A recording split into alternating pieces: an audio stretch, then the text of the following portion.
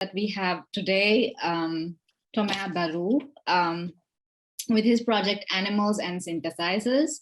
So he is an interdisciplinary musician and sound artist who is based in Tel Aviv, and he has studied piano at the Jerusalem Music Academy, but also sonology at the Royal Conservatory in The Hague.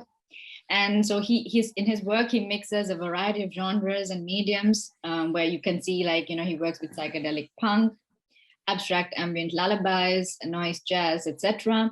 And teaches at the Haifa University's Department of Music at the moment, and especially at the intersection of music and technology. And I guess to kind of go back to Bateson has talked a lot about patterns and kind of our inability to see patterns in a particular way, especially the dynamism of patterns. And he has also, for an example, made this statement: we have been trained to think of patterns with the exception of those of music as fixed patterns. So, you know, music is one of those instances where the artist or the kind of creator or the designer has to work with a more dynamic notion of patterns. And in this sense, I think Thomas has been working a lot on the question of, you know, patterns and their spatial expression, sound also in relation to time. So macro time, micro time, and what that could mean in a practice.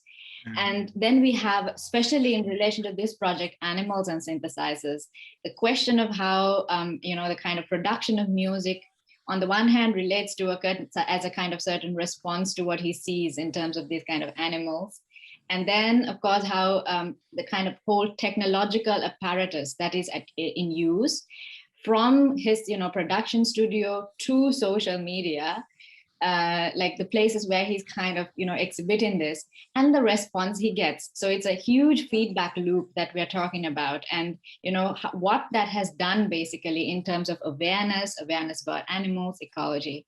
And I guess the third aspect, which I think he's kind of working on as a research project, is this kind of question of sonification, right? And the process, and how that relates to questions of, you know, bringing in together the discussion on the audio, visual, and ecology and aesthetics.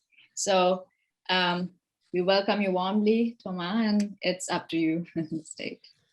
Okay. Thank you very much, Durmini. And thank you all for hosting me in your seminar.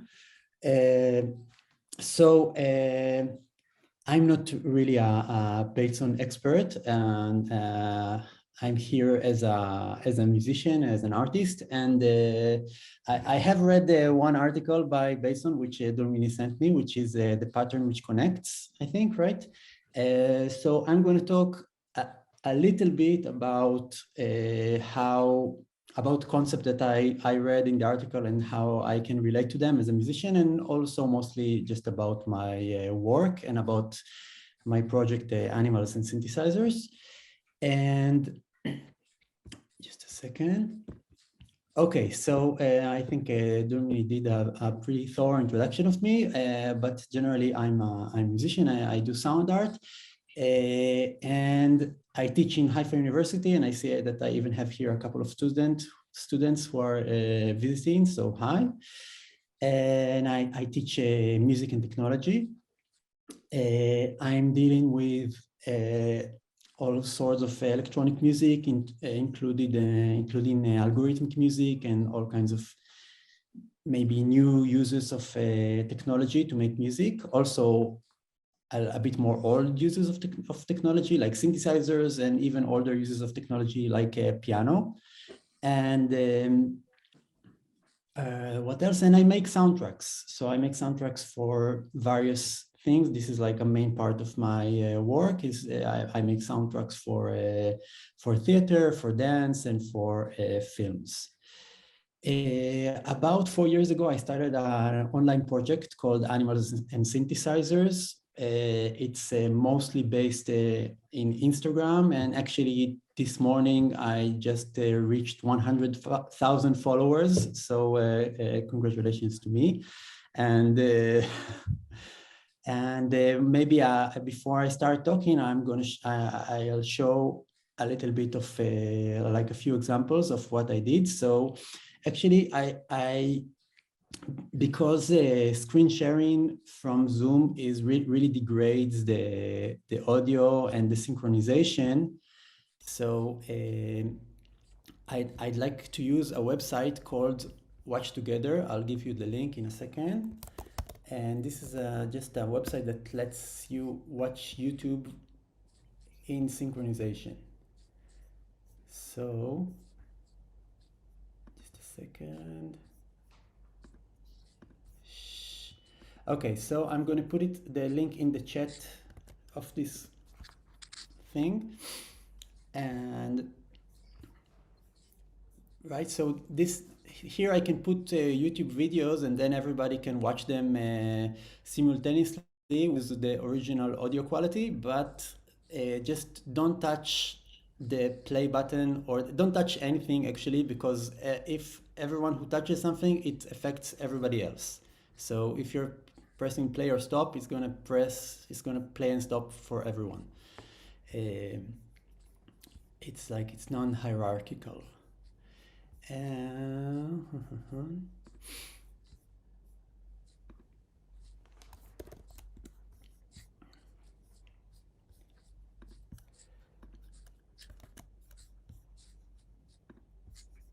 Okay, so it looks like we are still missing a few people in this room.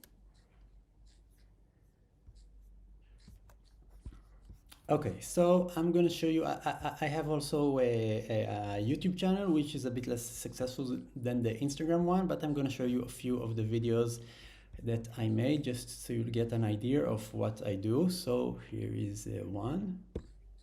Context. So Bateson talks a lot about context, and he talks about the context of the animal and its environment, right? So like you cannot separate the animal from its context. But when I make these videos, it's actually, I'm using a platform, let's say mostly Instagram, and there is a whole another context to the other than the video, right? So there is the animal, there is the natural environment or the environment that it's at, natural or human, and there is also the context of the platform. So it's cropped, it's a video, it has like already a boundary. It's framed, it's short because this is the platform. It's small, right? It should fit this sort of a window, so you hold it in the palm of your hand, and it doesn't even cover the whole thing. So usually in Instagram, it doesn't even cover the whole screen. You see like a white above and white below, and the text. So it's kind of very limited compared to, I don't know, the natural environment of the animal. It also loops by default on Instagram. So this is also something that I take into account, and many times when I make the video, I first upload it to like I have this secret account where I upload all the videos first to see how the loop goes, that it's actually work as a loop. Other than the video of the animal, so I don't know, I didn't say it, but in case it wasn't obvious, I make the music, right? I find the videos online. I find them mostly on Instagram, sometimes on YouTube, on Facebook. I download them and I compose the music and upload them again. So, but there is already some audio to the video before I start working. So, I mean, not always. Sometimes it's silence, which is completely out of context, right? Because it's never silent in real life. Sometimes you get the camera sound, which is, it sounds like something. Usually it's like I don't know, you can compare it to the cropped video, but usually it sounds much less good even than that, right? Because the focus there of whoever made the video was the video and not the sound, and usually the sound equipment is much less much less good than the video equipment. So the camera sound is usually not something very detailed, and if it's like a professional video, which I try not to use because of copyright reasons, then it has a Foley sound. So I'm putting another video now on Watch Together, which is from the BBC. Okay, so if you're listening to the sound, you might be thinking, wow, this mud skipper makes such crazy sounds, all slushy, and like, have you seen like how the sound of the eye, right? I'm gonna show just this part, the way his eye like pops and does like this. Okay, watch this part. Oh, you saw it? Just the eye did that. Now, is this how the mud skipper sounds like? Probably not. This is not the camera sound. Some guy just like me was sitting in a studio and recreating all of these slushy sounds, maybe with, like in a bathtub or whatever. Okay, most likely I would guess that the eye of the mud skipper doesn't make any sound at all, okay, or something like hardly audible. So someone just like me was sitting in a studio and doing exactly what I did with the chameleon, only in a more conservative way, okay, or maybe I would say in a less honest way, right? He was trying to pretend like he's not there, like this is just the sound that you hear with the mud skipper, but actually it's not the case. Any BBC or National Geographic movie that you are watching, and you're hearing like all of these nice sounds, and some of these sounds, if you're really listening, they are very creative. Like I saw the Blue Planet, and and there are like some fishes there that are really musical. They are like la la la la la la, like they are floating like this. It sounds almost like a notes, which it is. I mean, this is not the sound that these fishes make. They just make, I don't know, they probably don't make any sound at all, or just very very very little sound. But someone is trying to make this more immersible and more to make us feel it more. So they add a fake sound to everything that we see, and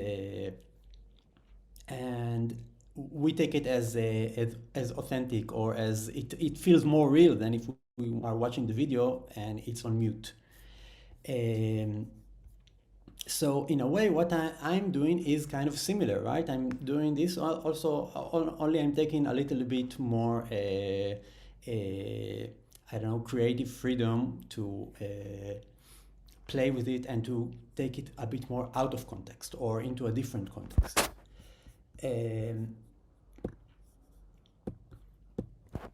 Okay.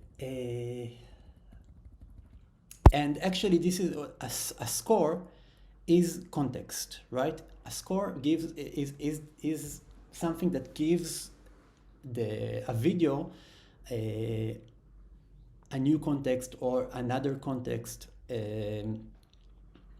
which might overlap the original context, whatever that was, or might be completely different. Might get it completely out of context, and context is also something that we have already. I mean, we have all kinds of cultural and I don't have the word, but we already know a lot of stuff. We already feel a lot of stuff. So some context can can reference something that we already know from another perspective. Like, for example, I'm going to put another one on another video on Watch Together, which is this one. Okay, I mean, so this is already a funny scene in without the sound. Sorry, but with the sound, it kind of takes it to a context of like video games or something like that, right? Because it's sounds that we know from video games. So this is a reference to another context that is already embedded into us because of the culture that we live in. Or, for example, this guy here. So this is right, there is a cuttlefish and it's swimming, but I think that the music makes it look like it's going somewhere, right? Otherwise, it would be a little bit more of a neutral scene without the sound. It would be like, yeah, there is a cuttlefish swimming like so many other cuttlefish before, but now it feels like there is a target to this cuttlefish, like it's on a quest or it has some destination or something like that, which I don't know, maybe it does. I don't know where this cuttlefish is swimming at. But so the music kinds of give it another context that relates to something that we already know. The other thing that I want to talk about is pattern, right? Because well, I mean, this is the topic of this lecture and of this lecture series, or how do you call it, seminar? The topic of this seminar and the topic of the article that I got. So wait a second, I want to share the screen and talk a little bit about patterns, because patterns because music is very much based on patterns. It's actually, I would say, it's impossible to make any sort of music without patterns. And to prove it, I'm going to show you how music without patterns sounds like. It sounds like this. Okay, or sound without pattern. This is a sound that has no pattern, so it's all the time changing, right? There is nothing that repeats itself, so it just sounds like white noise. It is white noise. I mean, it doesn't sound like white noise. It's called white noise. White noise is sound without any pattern, and the more the sound is different than white noise, it means that there is more of a pattern there. So any sort of pattern takes the sound away from white noise. And for example, if I take just a chunk of white noise, I'm doing like a science experiment now, right? This is just a chunk of white noise, okay? And now I just repeat this white noise. Let's see what happens. Okay, so it's just a repetition of white noise, but already we hear a pattern, because already we hear something. We hear like there is a focus, there is something that's happening. So this is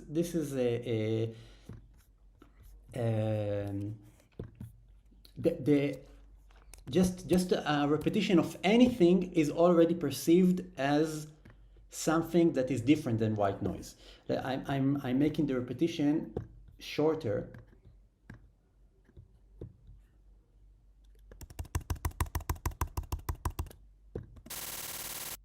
Right, so it's already much different than white noise. And if I'll get to really short,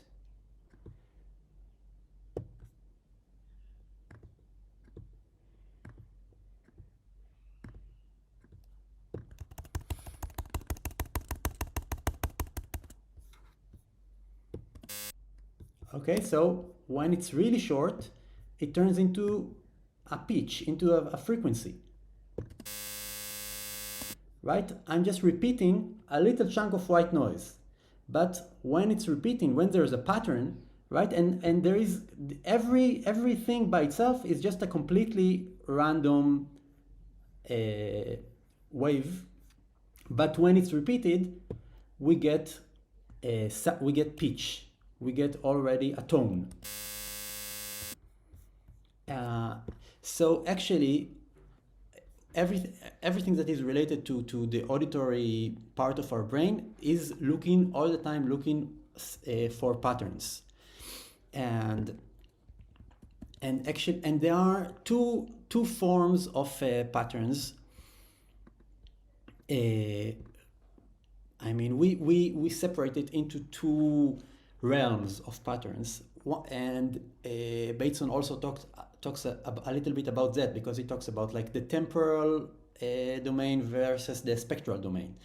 So things that are slower than 20 hertz, so slower than 20 times a second, we perceive them in time domain. We perceive them as rhythms. If they are faster than 20 hertz or faster than 40 hertz, 40 times a second, then we perceive them as a frequency. We perceive them as a pitch, as a tone. So for example, here is, right, this is like a rhythm. Wait a second.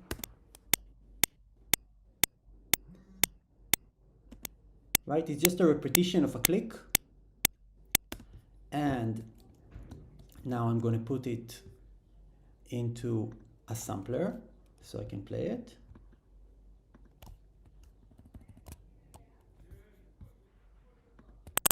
What's going on here? Just a second.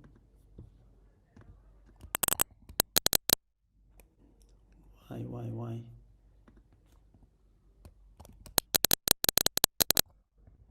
Sorry. So this is right now. I'm just going to play it a little bit faster, and then faster and faster, faster, faster, faster, faster.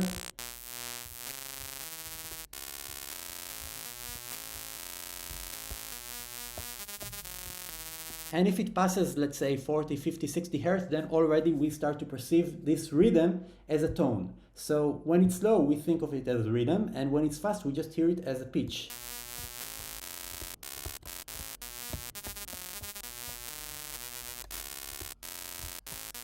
This the sharing through Zoom is kind of messing up all kinds of stuff, so it sounds a little bit different than what it's supposed to sound, but you still get the idea. Okay, now if we are dealing with two contracting rhythms, right? Let's say this thing. Okay,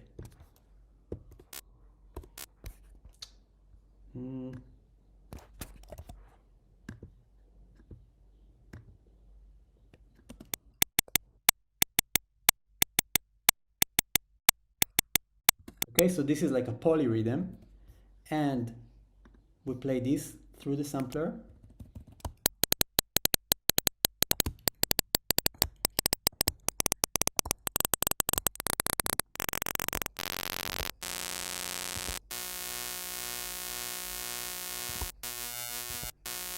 And what do we get? We get an interval, right? So if it's slow, we hear it as a polyrhythm. If it's fast, we hear it as harmony. Okay? And so it's the same pattern, but we perceive it as two different things. And here I'm taking like another, like an even denser polyrhythm, which is this one.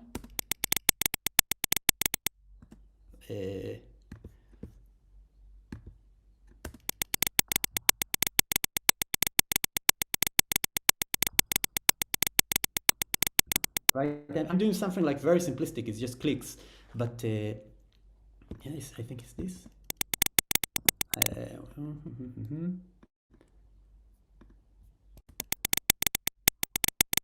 And I'll put that in the sampler.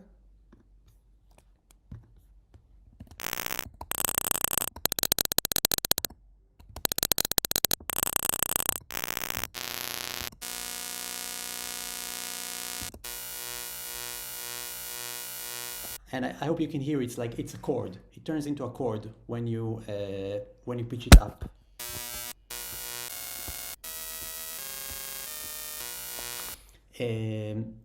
So it's this, the same pattern has different meaning in different scales.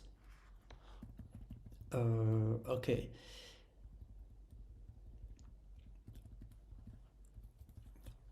Now, this I didn't prepare, so okay.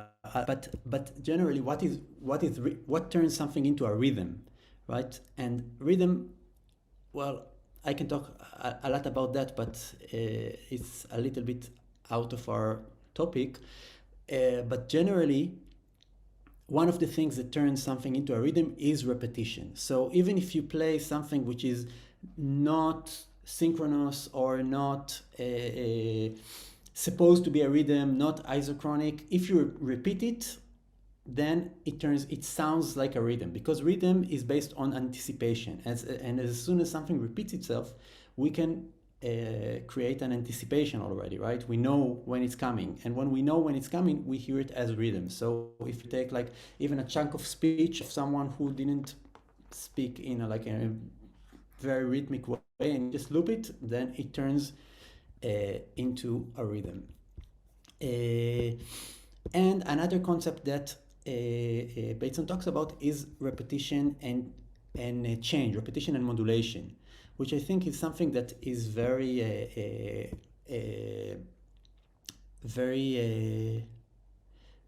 important in electronic music, and in music, of course, in music in general, and also in electronic music. I mean, all of music is based on repetition and change, and even sound.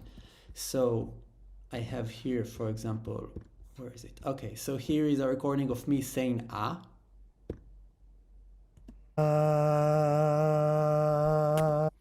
Okay, and if we zoom in on the waveform, you're seeing my screen, right? If we zoom in on the waveform, what do we see here? Why? Okay, so we see repetition and change, right? There is a little bit of change. This we see this sort of a pattern, and it's all the time, every instance, right? This is like the pattern. This is the pattern. It has like these two heels and then a smaller heel. No, okay.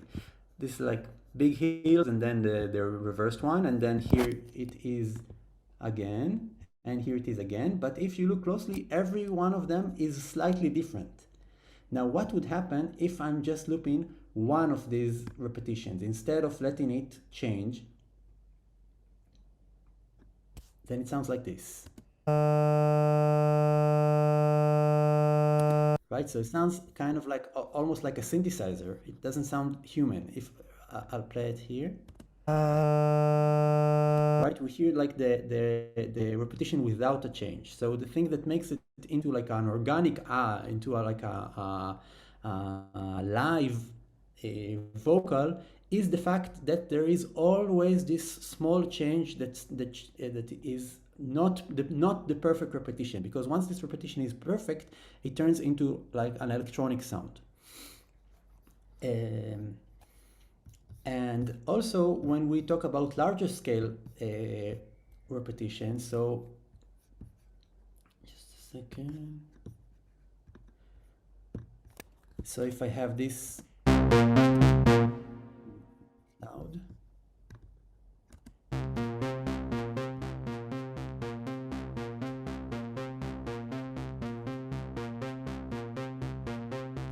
so this is a little bit monotonous, but if I start playing with the sound,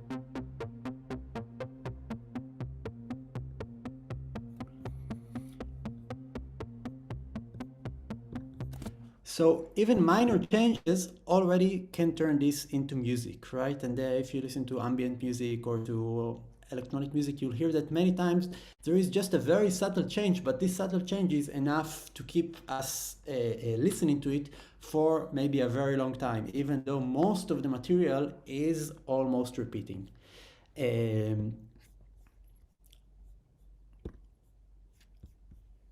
Okay, so what did I want to play in?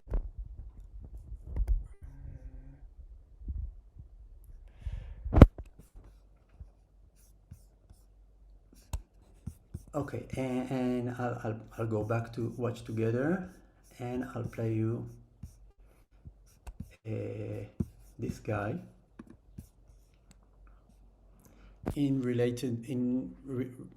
if I'm trying to talk about, like, I don't know, something that kind of reminds me of patterns. So maybe this one.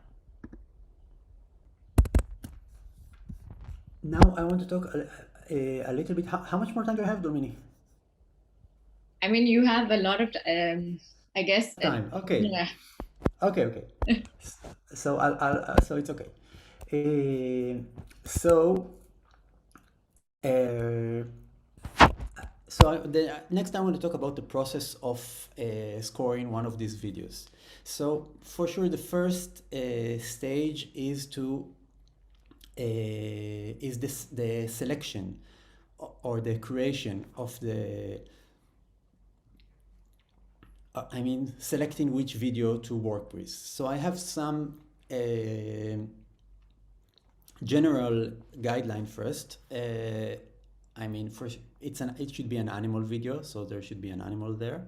And usually I take something that has just one animal because it's a little bit like a portrait of that animal. Or sometimes it could be about an interaction, but I look at these a little bit like portraits, like I'm making a portrait with sound. I'm also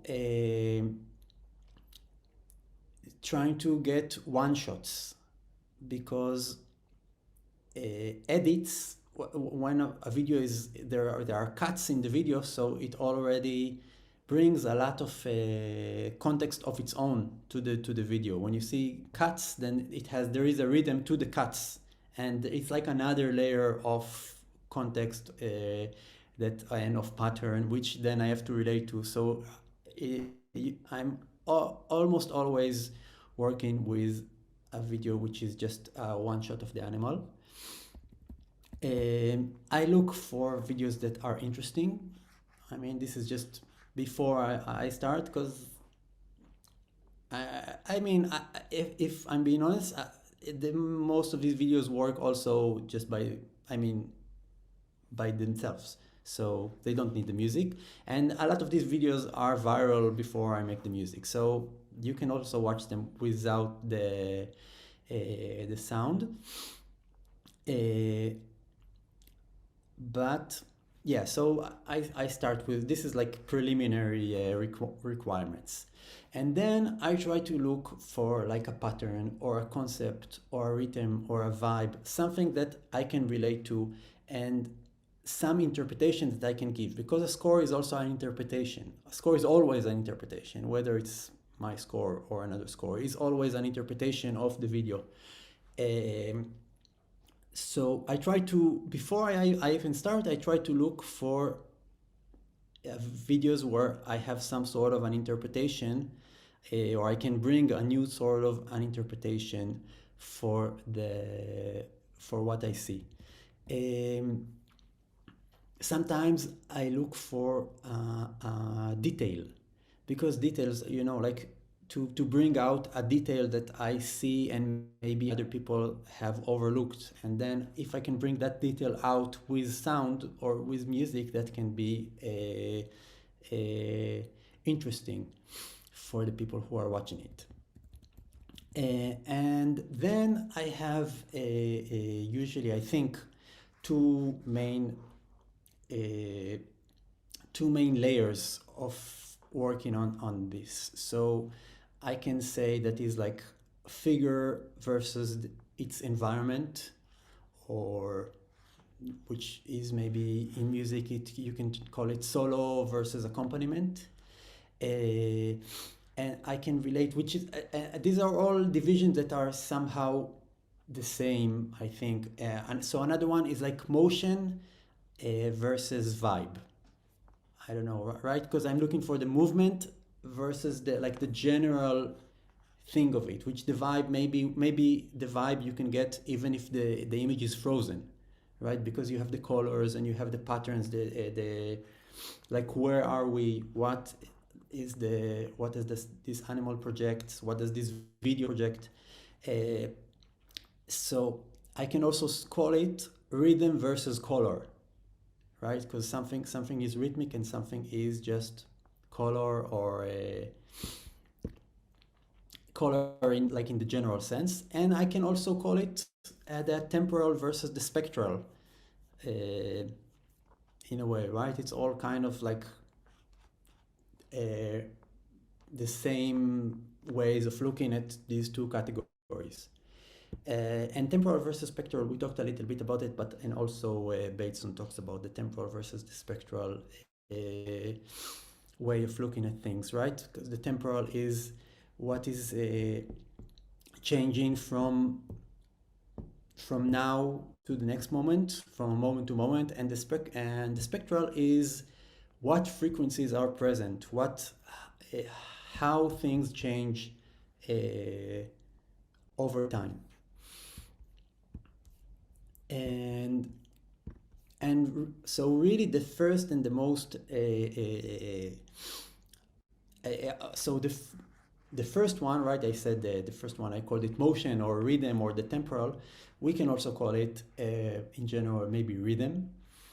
And rhythm is something that I relate to in a very I mean, rhythm is very important to me generally in my music. I do a lot of things that are related to rhythm. My thesis was also about rhythm. It was about the rhythm of speech, actually.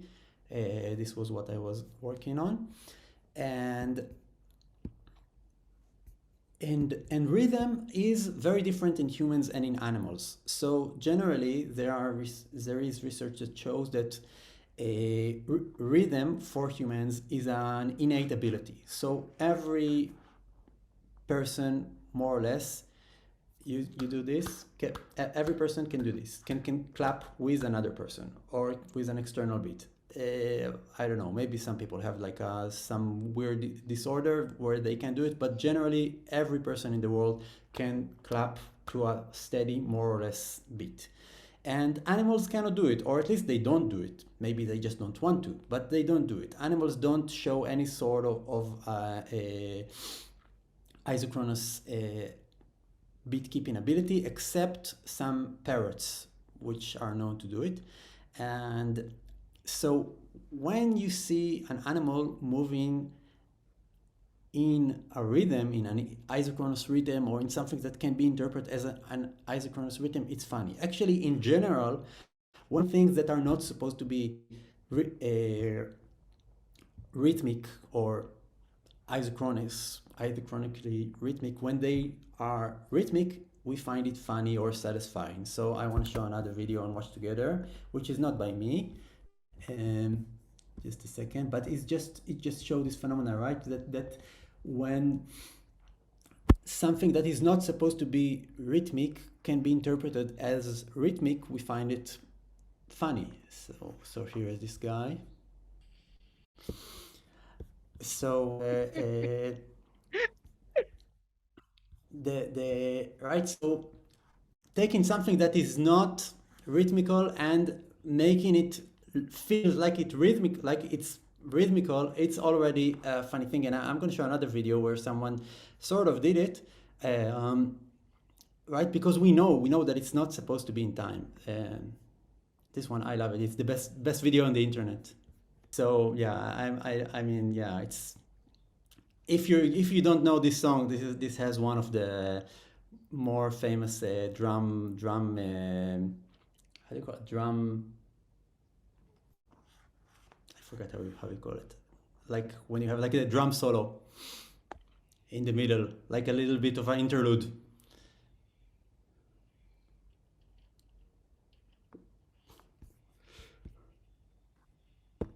So yeah, very good video.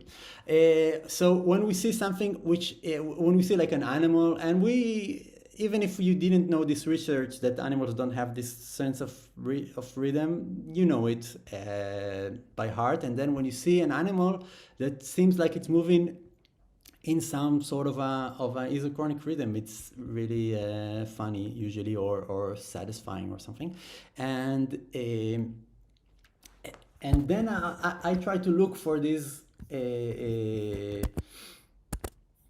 for these moments. And so what I'm going to do now is I'm going to show you some videos without the sound that I added to them and let you imagine if you can if you can really see the sound already or imagine the sound. So I'm going to start with something which is pretty obvious.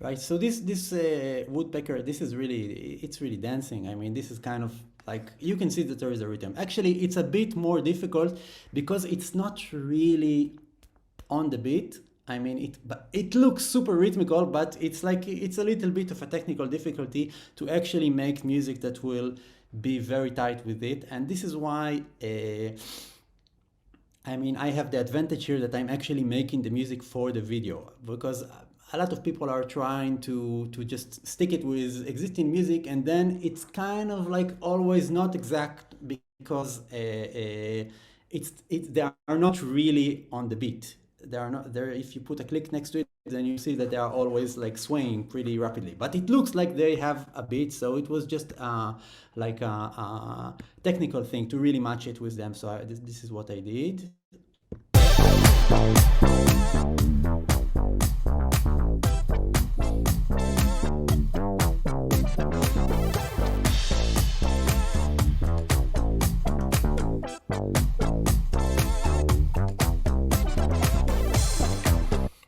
So yeah, and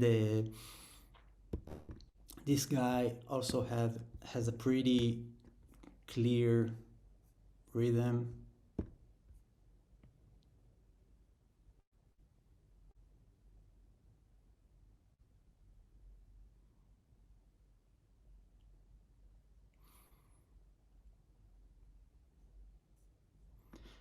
Right, so I think that you can feel, right, that it's like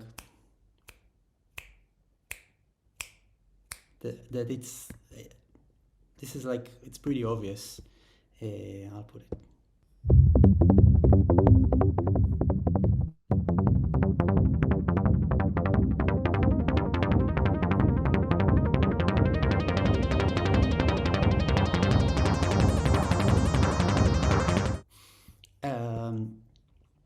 But some of them are a little bit, it's like a little bit harder to see the rhythm, or maybe I can say it can be interpreted in many ways.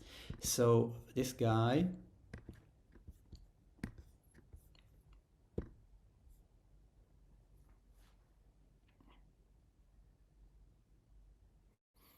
I mean, you can see a lot of movement here, right? There are a lot of things happening, but I don't know if you feel this, if you feel the rhythm here in the same way that I feel it. But for me, when I saw this video, I was like, this is a dance. I mean, this is a ballet. It's like right? I don't know. I'll show it again.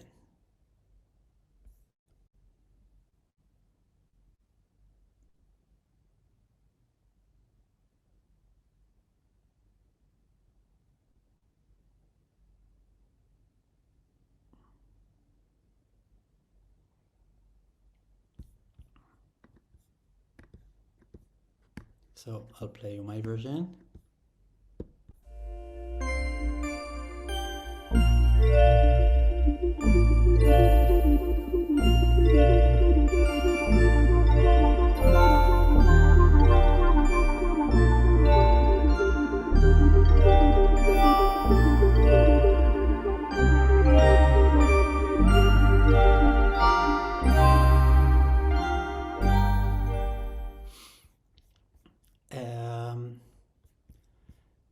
And yeah, okay. So this is the I don't know, rhythm slash motion slash temporal time. And if I want to talk about the other layer, which is color or vibe or ambience or environment. So first of all, a lot of time I really take this as two different layers, and I add a layer of ambience. Like for example, if I'm gonna go back to Watch Together and show you this guy. This girl is the hippopotamus called Penelope.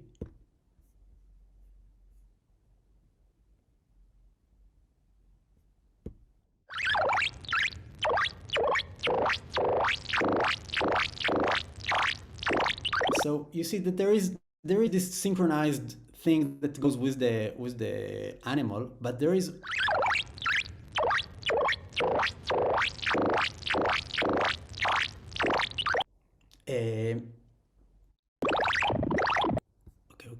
a stop pressing play because then it's playing for everyone.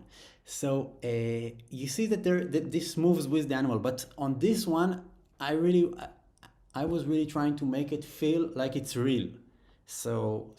Right, and we are in a place. We are in some place. It's. I mean, there's a pool there. There are walls. It looks like it's some closed area. So if you notice, there is first of all there is kind of like this white ambience noise, which gives you this feeling of a room tone. It gives you this feeling that this was actually filmed probably with a low quality equipment like a phone or something. So you hear this a little bit of noise that is artificially added to make this pseudo realistic. And the other thing that is artificially added to make it pseudo realistic is kind of a reverb, right? So kind of the reverberation that one might hear if you saw the hippopotamus in a closed place with tile walls, right? So this, I'll play it again, and so you can listen. That actually I wanted to play it without for you to hear how it sounds without, right? Just the synthesizer, but I don't have at the moment how to play it to you like that because never mind. But you can hear it with it, and you can hear how this makes it like sort of realistic.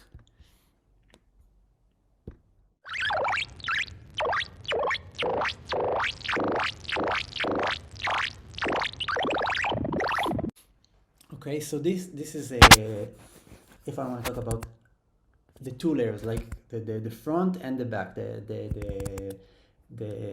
figure and the ambience. But sometimes I just use the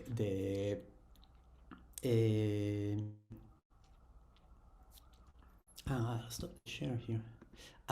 Sometimes I just use the vibe, right? I don't really try to synthesize the animal itself or the movement of the animals, maybe because the movement is more fluid or more maybe it's not the point. So here is a video of it's just a bunch of butterflies, and I just try to make something that will give you the I don't know, give a light on the atmosphere of what we're seeing. Um, uh, or this one, well, I don't have it on YouTube, so I'm going to share the screen again.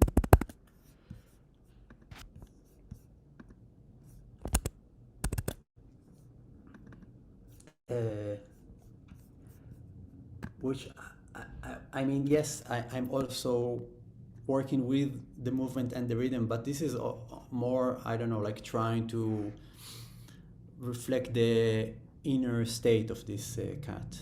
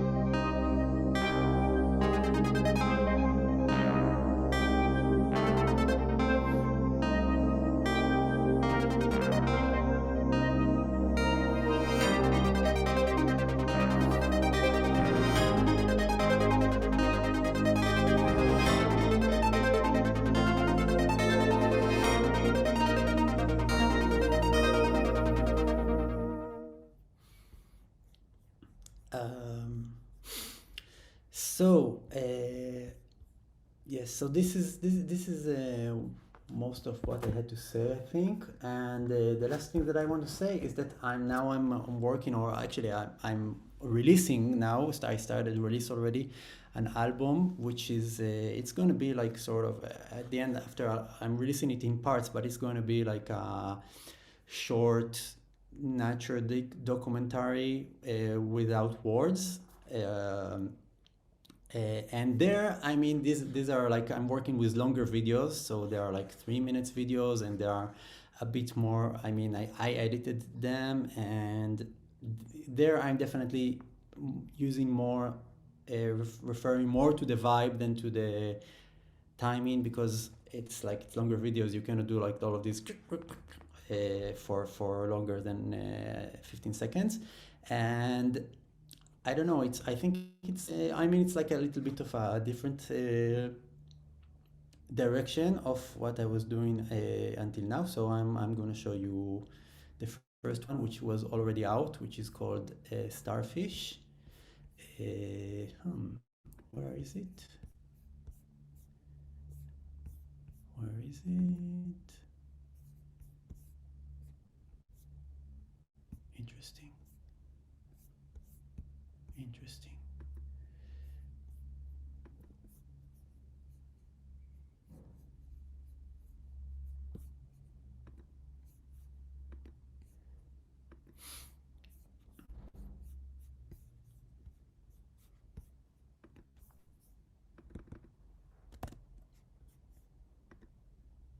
Okay.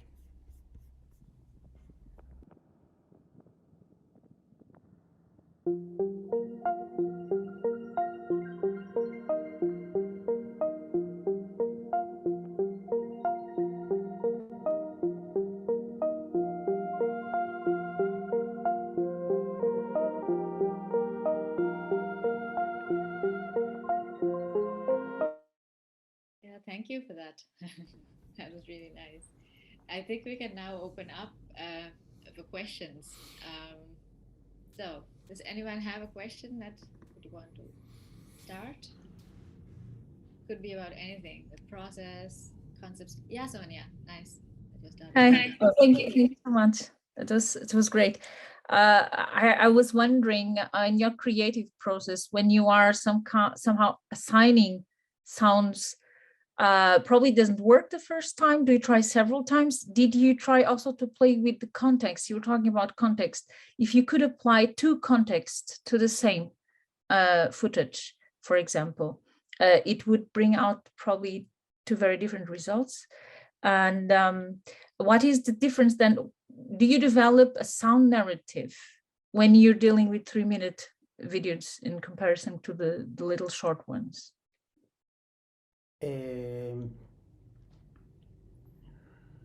Okay. Let's see. The first one was about Context. Two contexts for one. two contexts for one video. I have to say that I'm doing this kind of intuitively, right? So I'm not really thinking that directly about the context that I don't know, maybe I am.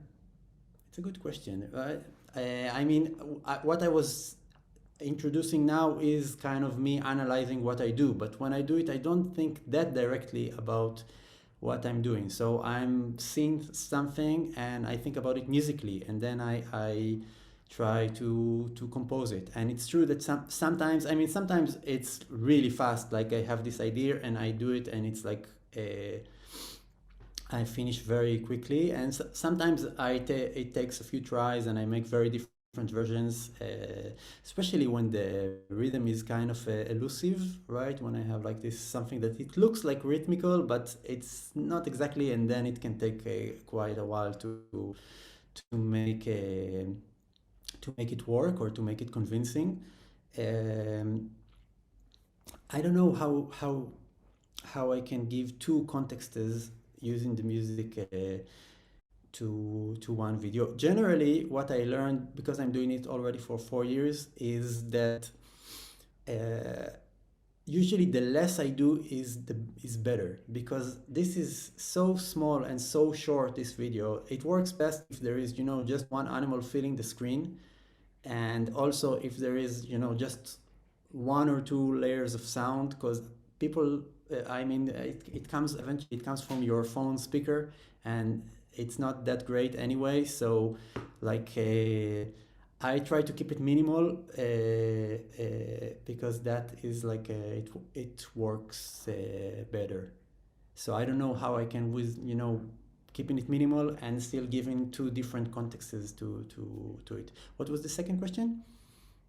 It was about that difference between when you have a small footage, so you need to be very precise and accurate and fast in a way. Yes. But when you have a longer one, then you need more. Like, do you create the sound narrative because it's an environment and so on? Yes. So it's yeah, making the long videos was actually much harder than making the short ones, because I also had to edit the videos, because I don't get like, like it's, I don't know, I didn't find like 3 minutes of one shots of an animal. Usually it's like a little bit of few shots, and if it's one shot, usually you have to cut it because it's like it's too long, or it doesn't work just by itself. So it was kind of like trying to make a soundtrack for the video, and then cutting the video by the soundtrack, and then making again the soundtrack to work with the edited version, and then editing again. So it was this back and forth process, which was it took me quite a while to do. And yes, when you do something which is 3 minutes, it has to have some sort of a narrative, because it's, I don't know, maybe it's a little bit like making poems versus short stories. That if it's like a poem, if it's like just a, a little piece of words, then it can just be an inspiration or a moment. And if it's like a short story, already you need that like some sort of progress, or some sort of a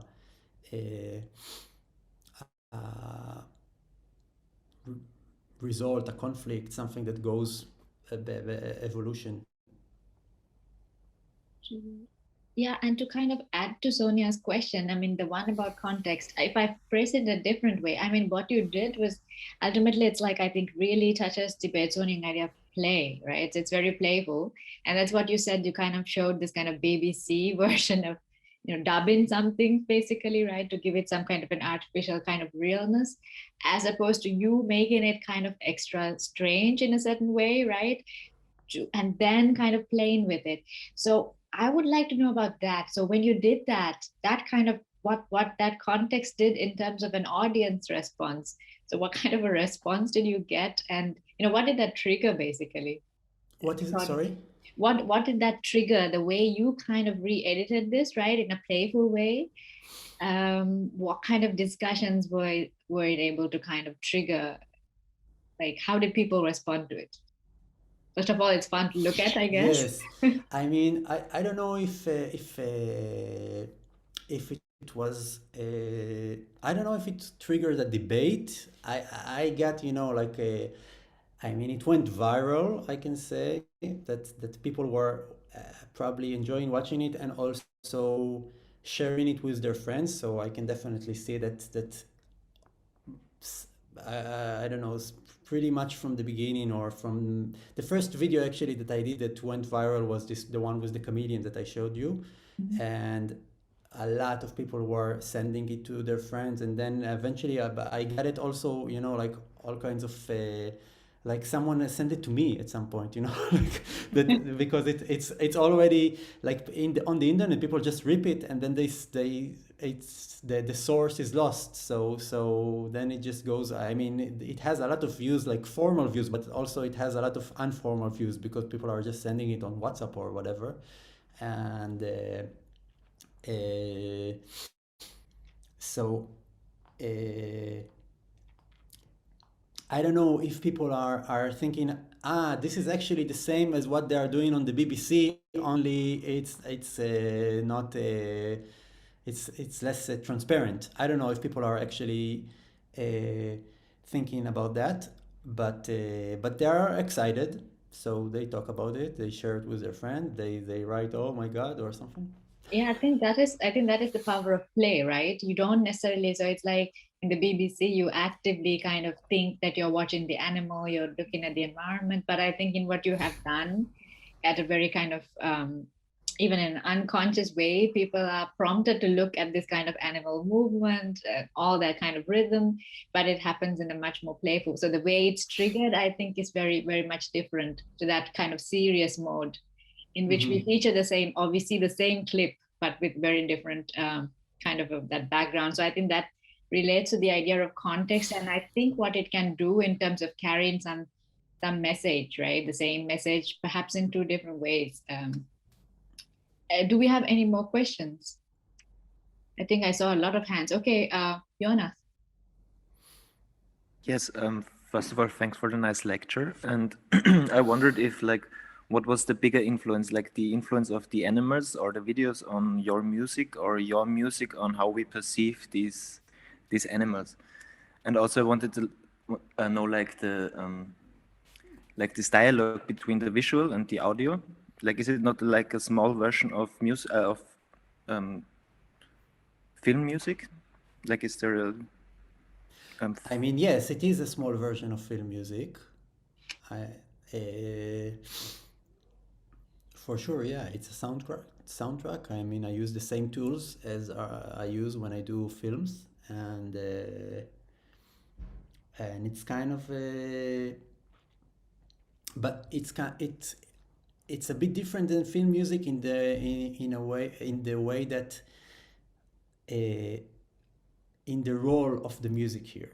I mean, here the music or the sound, at least for me, it takes like the primal role, versus when you make soundtrack for a film, so the music is always has the secondary role. Even when it has like the, a very important role, it still serves the film. And actually, maybe it's not completely true, because when I make the soundtrack for these videos, I also try to serve the film, right? I think about it the same way. For me, to do it properly, I feel like I have to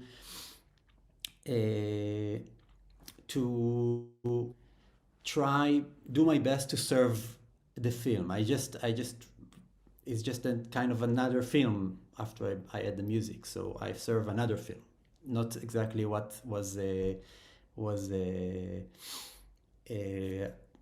maybe originally intended. Influences, how does kind of being in Tel Aviv affect your work? Interesting. Okay, but just a second. What was the first question? About if I'm affected by the video, or if my music affect the viewers? The video, exactly. Yes. Mm-hmm. I guess it's both, right? I don't know. I'm really affected by the video. I think it wouldn't work if I was not. I mean, it comes from. I think it wouldn't work if it wouldn't come from very intentional or observation, right? So I really try and find the music in the video and not to force the music on the video. I think this is the basis of how it works. I mean, sometimes it happened a few times that I had like music that was ready, and I just put it on a video but I just did it like a few times, and I thought that it was like maybe just 2 times or something like that, and I thought it was like a much less working. So because it has to come from the video, it has to be really about the video, and about does my music affect the viewer? For sure it affects the viewer, otherwise, I mean, people wouldn't be interested in it, right? Mm-hmm. I mean, there are a lot of channels that just has animal videos, and they also have a lot of followers, by the way, more than me.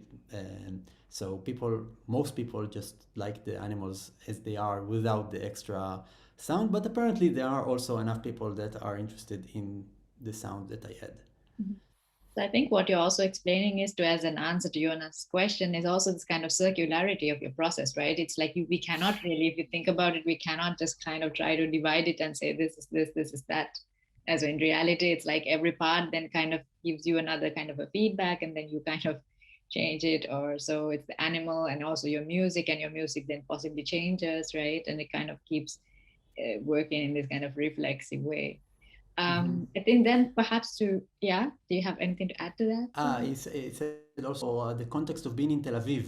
Yeah. Or just a moment, Johanna, if you want to kind of ask it directly, do you have like, I don't know, there might be sub questions in your question. So if you want to ask it directly, you can. Okay, so then you can answer it. Okay, so I don't know. Life is political, right?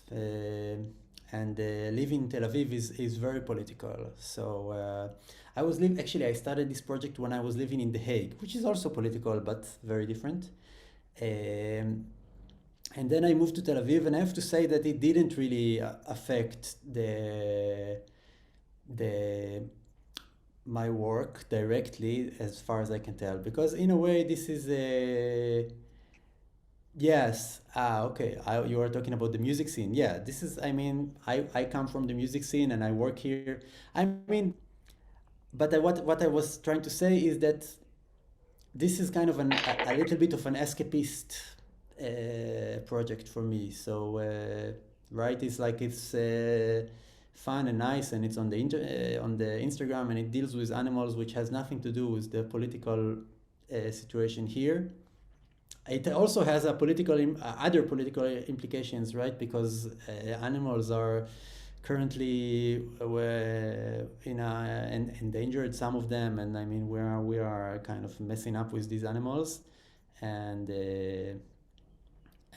so this is which I'm always wondering what if there's something I can do about it, being a platform of with so many viewers, because I'm thinking from on one hand I'm thinking I should do something. I have so many followers, but I can talk about things, but also I'm not really, I don't really know anything about animals more than the average person, and I don't really know enough about ecology and conservation. So it's I don't know what can I say other than like obvious things, like we should be a bit more careful with how we treat nature.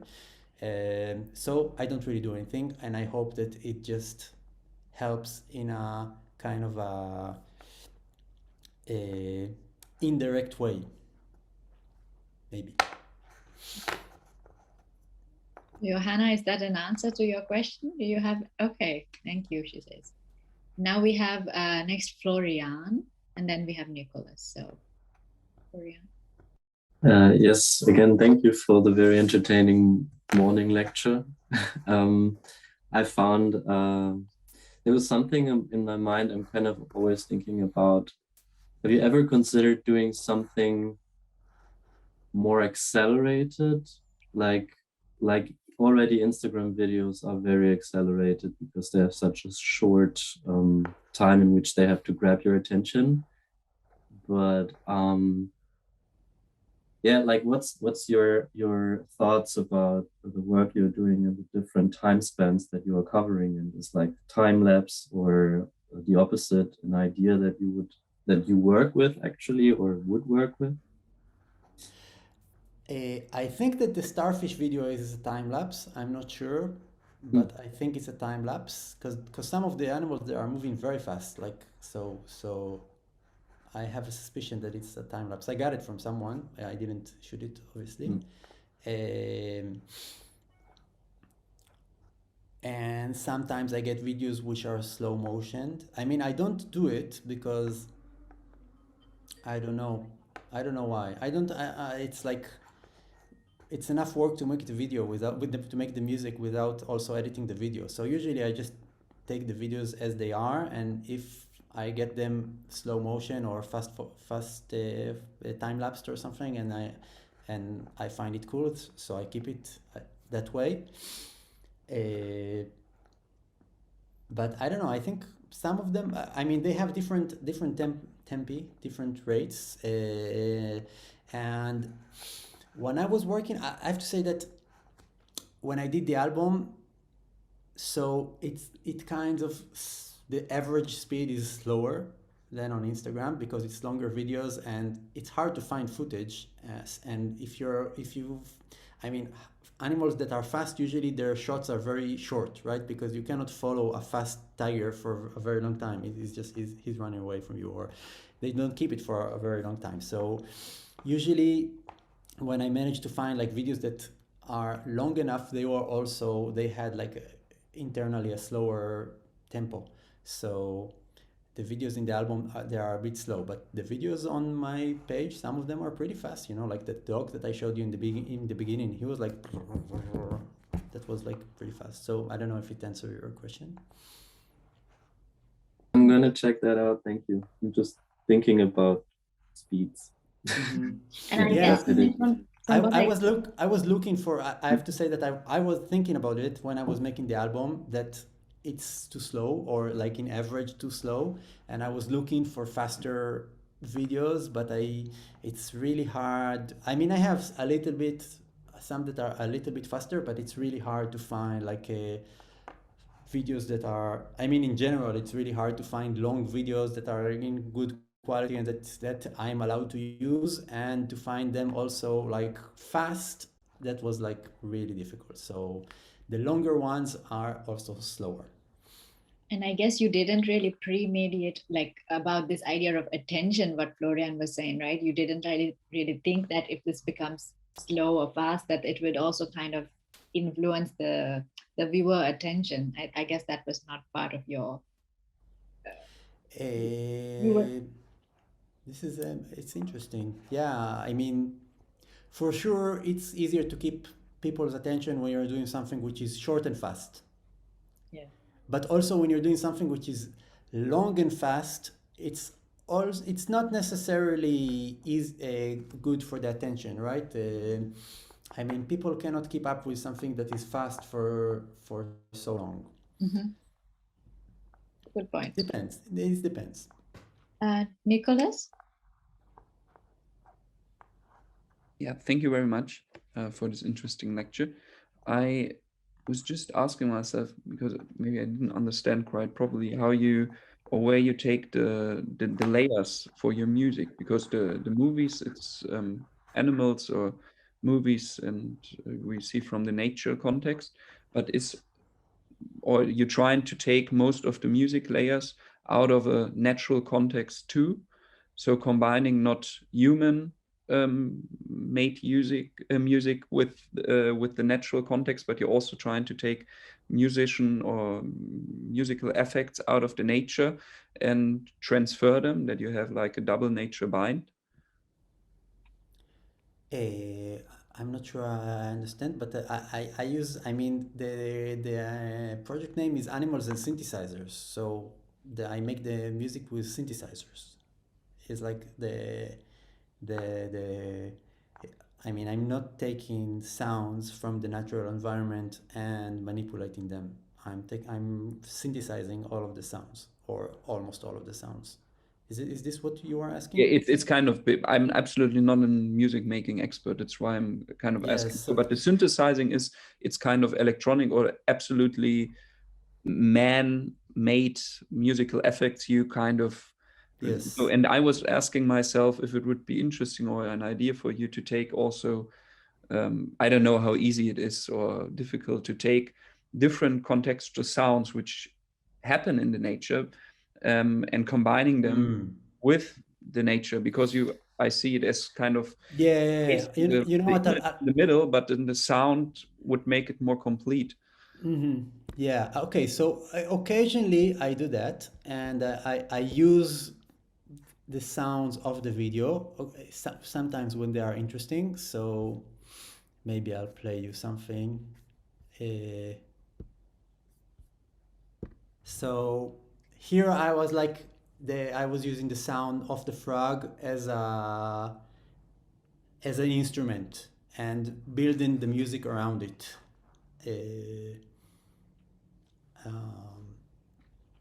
So, and occasionally I do that. I take like the sound of the animal and use it like as another layer or as another instrument in the music. Mm-hmm. I guess even in that case, it's kind of enhanced, right? It's not like pure No, this is the sound of that it makes. It's not enhanced or anything. Ah, wow. Okay. No, it's called a cookie. It's a little frog from Puerto Rico, and it's called cookie because this is the sound that it makes. Cookie, cookie. It's like it's the original. I can play you the original.